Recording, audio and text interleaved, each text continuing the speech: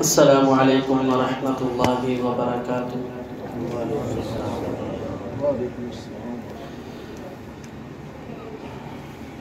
ان الحمد للہ نحمده ونستعینه ونستغفره ونعوذ باللہ من شرور انفسنا ومن سیئات اعمالنا من يهده الله فلا مضل له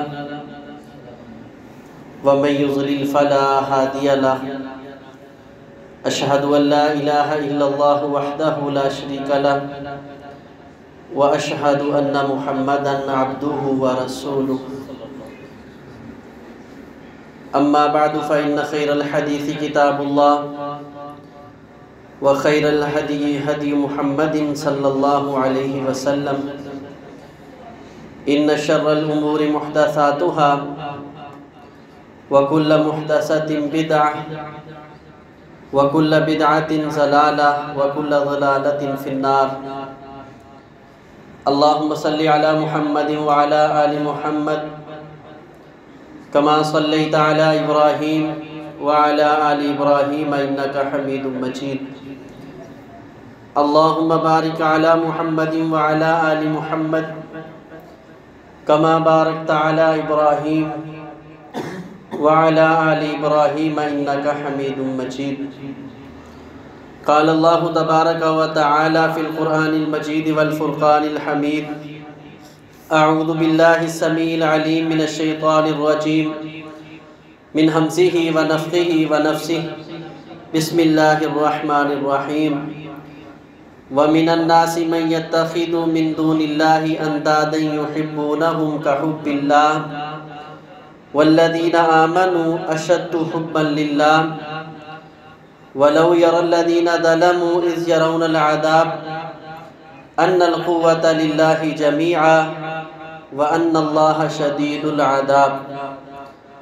وقال النبي صلى الله عليه وسلم: ثلاث من كن فيه وجد بهن حلاوة الإيمان: الحب لله ورسوله من شيء مما سواه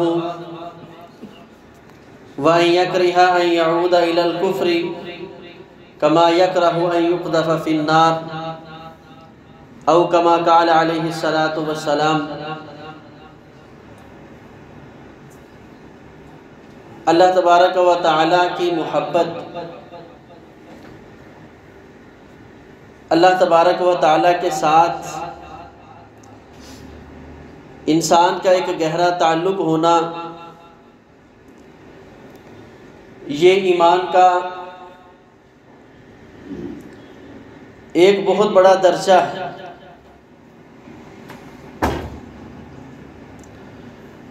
رسول اکرم صلی اللہ علیہ وسلم کا ارشاد ہے: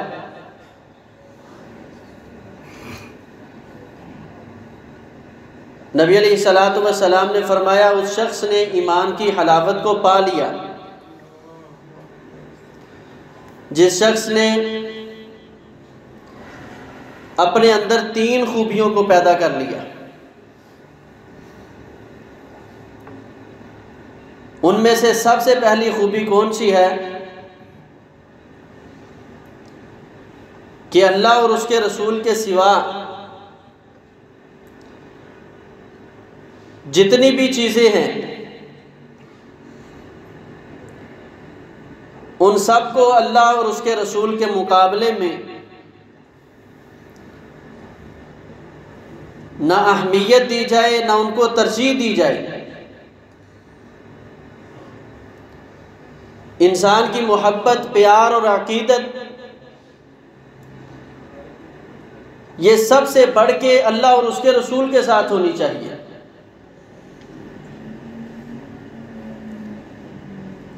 اگر انسان کی محبت اللہ اور اس کے رسول کے ساتھ ان چیزوں سے بڑھ کے نہیں ہے تو اللہ تبارک و تعالی فرماتے ہیں: قُلْ إِنْ كَانَ آبَاؤُكُمْ وَأَبْنَاؤُكُمْ وَإِخْوَانُكُمْ وَأَزْوَاجُكُمْ وَعَشِيرَتُكُمْ وَأَمْوَالٌ اقْتَرَفْتُمُوهَا اللہ تبارک و تعالی نے دنیا کی ہر محبت کو ایک پلڑے میں رکھا۔ فرمایا تمہارے ماں باپ، تمہارے بہن بھائی، تمہاری اولاد، بیٹے اور بیٹیاں، خامد اور بیوی کی محبت، خاندان کنبے قبیلے کی محبت، تجارت اور اپنے بزنس کی محبت، اپنے گھر کی محبت، اپنے علاقے کی محبت، احب الیکم من اللہ ورسولہ، اگر ان کے مقابلہ میں اللہ اور اس کے رسول کی محبت نیچی ہو گئی، ان میں سے کسی ایک چیز کی محبت غالب آ گئی انسان کے اوپر، تو فرمایا فتربصوا حتی یاتی اللہ بامرہ، پھر انتظار کرو کہ اللہ تبارک و تعالیٰ کا عذاب، اللہ کی پکڑ، اللہ کا حکم کس وقت بھی تمہارے اوپر آ سکتا ہے۔ تو اللہ تبارک و تعالیٰ جو اپنے بندوں سے انتہائی محبت کرنے والا، وہ ذات جو اپنے بندوں سے بڑی پیار کرنے والی ذات ہے، تو یہ تو دنیا کا بھی اصول ہے کہ جو جس قدر محبت کرنے والا ہو اس کے ساتھ اسی طرح محبت کی جاتی ہے۔ اور اللہ تبارک و تعالیٰ نے بھی یہ اعلان کیا، لَإِنْ أَشْرَكْتَ لَيَحْبَطَنَّ عَمَلُكَ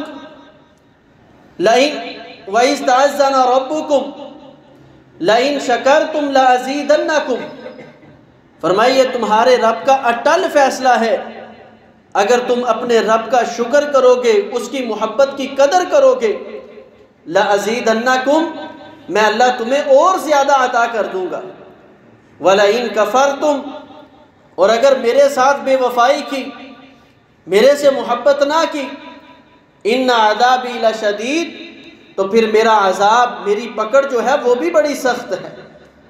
کس قدر سخت ہے؟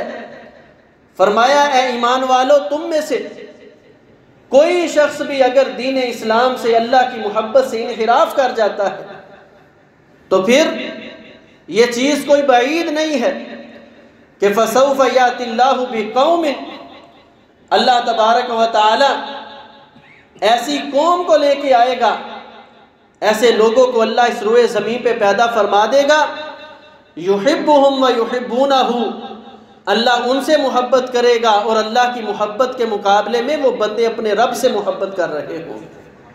اور رسول اللہ صلی اللہ علیہ وسلم نے فرمایا، جب تک اس روئے زمین پہ اللہ کے ساتھ محبت کرنے والا ایک شخص بھی موجود ہے، اس وقت تک اس روئے زمین پہ کبھی قیامت قائم نہیں ہو سکتی۔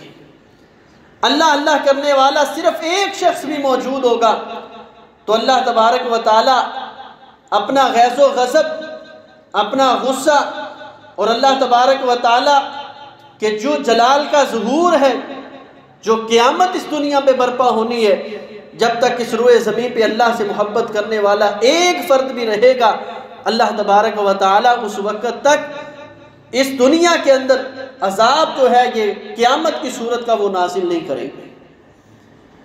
یہ اللہ تبارک و تعالی سے محبت اور پیار اور عقیدت، اللہ تبارک و تعالیٰ کو اپنے ہر رشتے، تعلق اور اسی طرح ہر محبت سے بڑھ کے اللہ تبارک و تعالیٰ کے ساتھ محبت کرنا۔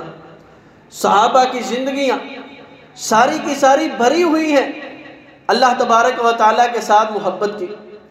حضرت حنظلہ رضی اللہ تعالیٰ عنہ بڑے جلیل القدر صحابی ہیں، نبی علیہ السلام نے اعلان کیا کہ ہم نے میدان جنگ کے لیے نکلنا ہے۔ اب ان کی ابھی شادی نہیں ہوئی ہے، اللہ کے رسول صلی اللہ علیہ وسلم کا پیغام سنا، اپنی بیوی کے ساتھ رات گزار رہے تھے، کانوں میں آواز پڑی، اللہ کے نام کا بلاوا آیا، اسی وقت رسول اللہ صلی اللہ علیہ وسلم کی مجلس میں آ گئے۔ جلدی میں یہ بھی بھول گئے کہ میں نے بھی غسل کرنا ہے، اسی طرح میدان مقتل میں پہنچے۔ صبح میدان کارزار لگا، شہادت کے درجے پہ فائد ہو گئے۔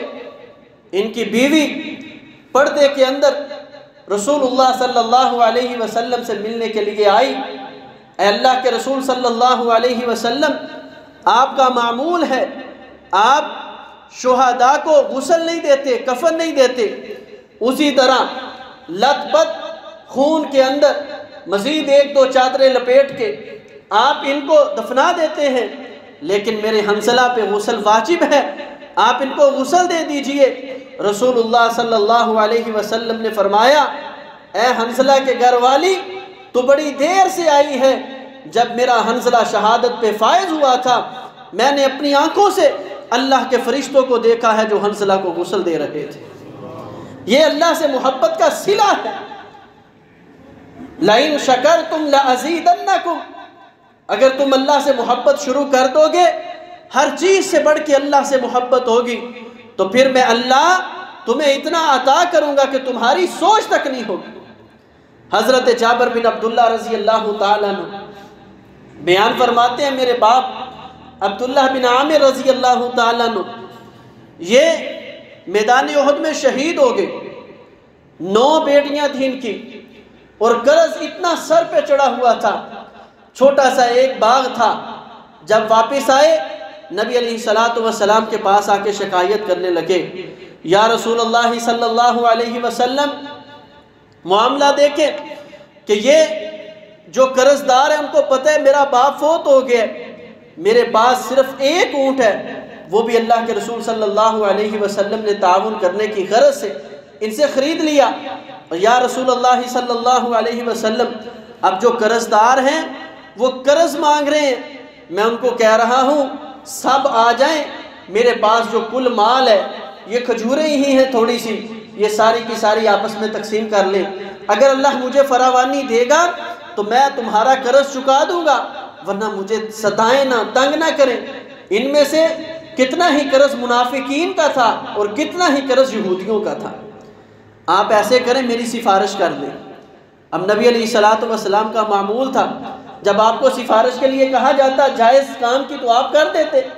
نبی علیہ السلام نے جو قرض لینے والے تھے ان کے سامنے اس بات کو رکھا تو یہ چڑ میں آگے کہ اب درمیان میں اللہ کے نبی صلی اللہ علیہ وسلم آگے ہیں تو چلیں، کہنے لگے نہیں، اب تو 1 درہم بھی نہیں چھوڑا جائے گا اور ابھی چاہیے۔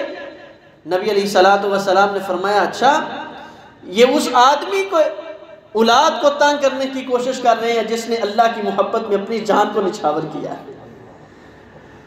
اللہ کے پیغمبر علیہ السلام نے فرمایا، اچھا ایسے کرنا، پھر آپ صبح کے وقت جب سورج طلوع ہو تو جابر بن عبداللہ کے باغ میں آ جانا، میں اللہ کا نبی تمہارا قرض چکا دوں گا۔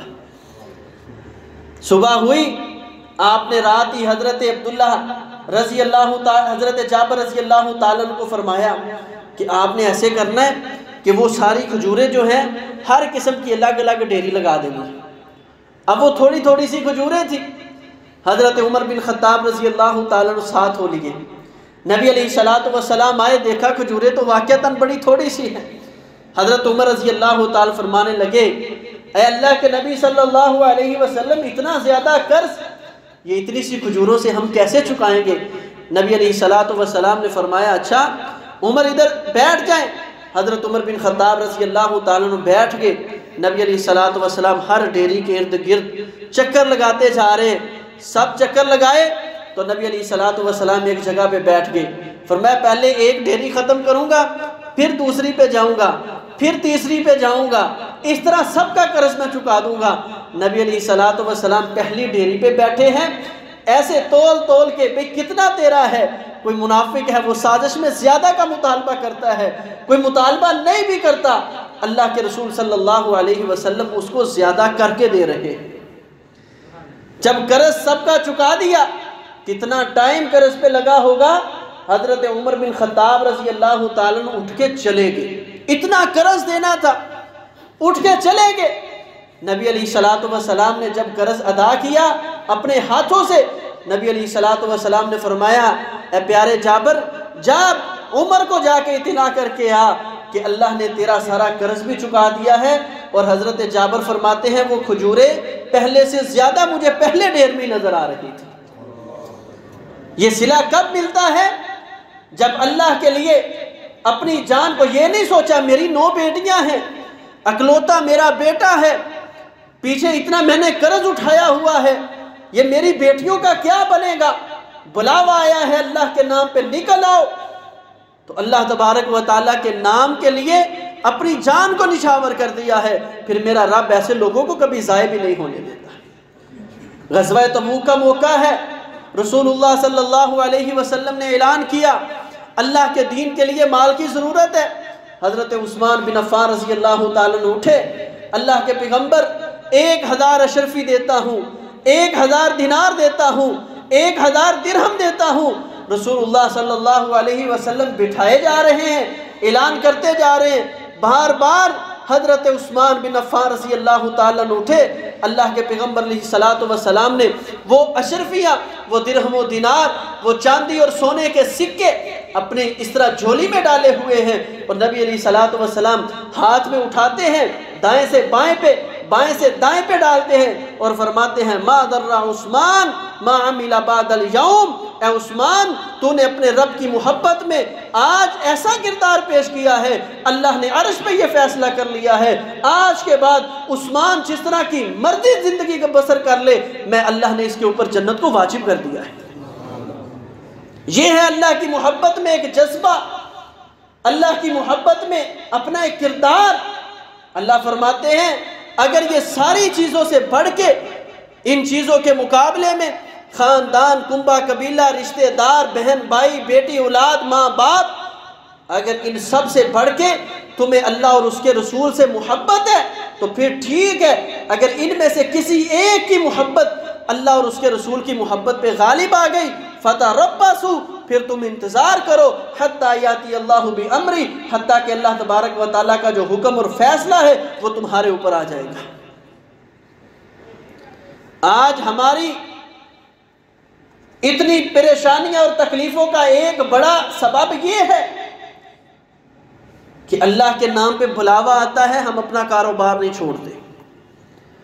اگر ہم اپنے خاندان میں مصروف ہیں تو ہمارے دل میں کوئی ایسی تڑپ پیدا نہیں ہوتی۔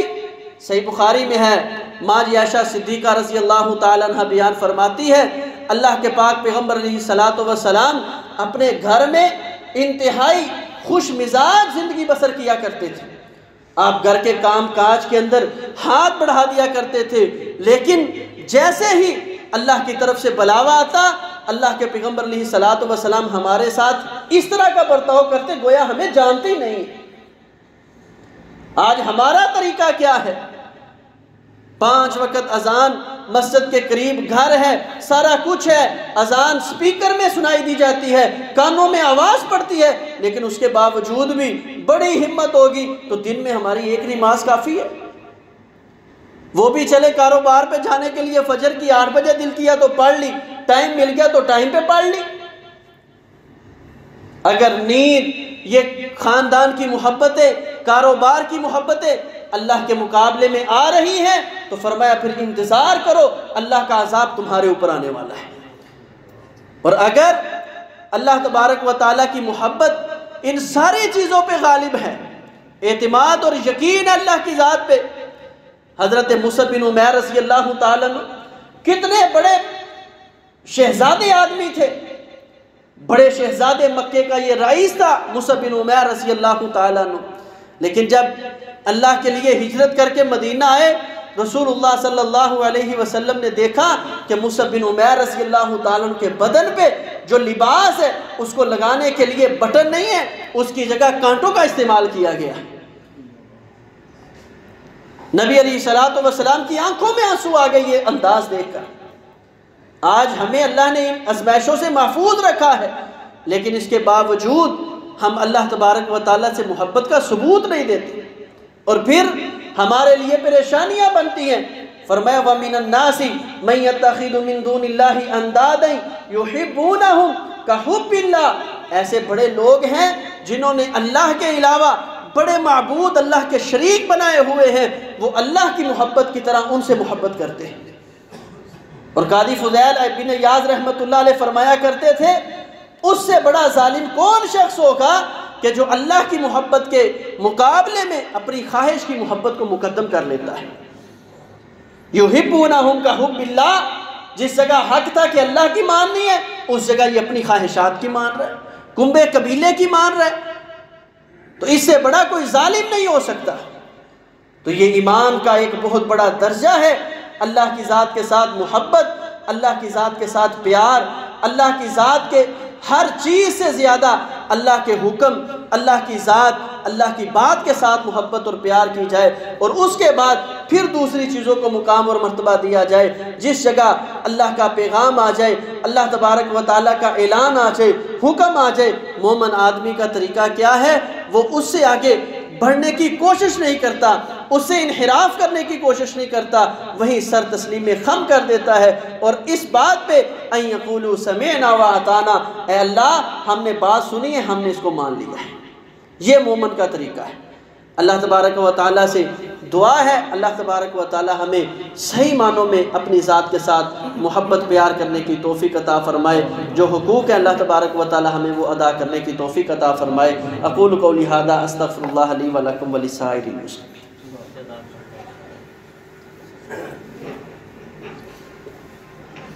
ان الحمد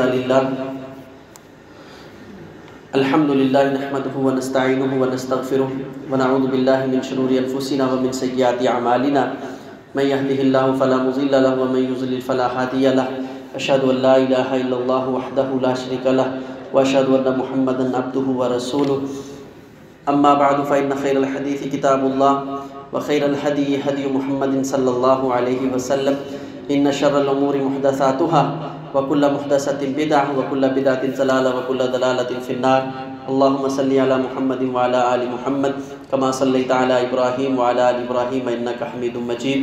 اللهم بارك على محمد وعلى آل محمد كما باركت على إبراهيم وعلى آل إبراهيم إنك حميد مجيد۔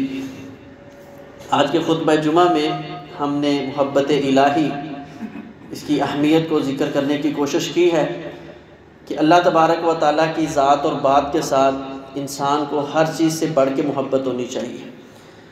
اپنی خواہشات، کنبہ قبیلہ، رشتہ دار، بڑے چھوٹے، اس کی بات کو تب اہمیت ہوگی جب اللہ کی بات کے موافق اور تابع ہو۔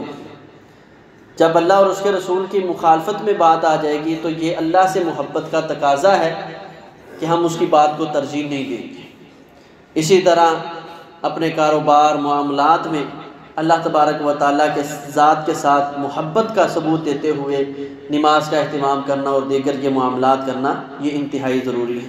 انشاءاللہ آئندہ خطبہ جمعہ میں ہم یہ چیز ذکر کریں گے کہ جو لوگ، جیسے ہم نے ذکر کیا ہے کہ محبت اللہ تعالیٰ کی ذات کے ساتھ کرتے ہیں، جن لوگوں نے اللہ کی ذات کے ساتھ محبت کی ہے ان کے دنیاوی ان کو کیا فوائد حاصل ہوئے ہیں اور اخروی کیا فوائد ہیں۔ اگر انسان اللہ کی محبت کے لیے اپنا تن من دھن وقت ٹائم یہ چیزیں قربان کرتا ہے تو اللہ تبارک و تعالیٰ اس کو بنیادی کون سی نعمتوں کے ساتھ نوازتے ہیں۔ انشاءاللہ آئندہ خطبہ جمعہ میں اس چیز کو ذکر کریں گے۔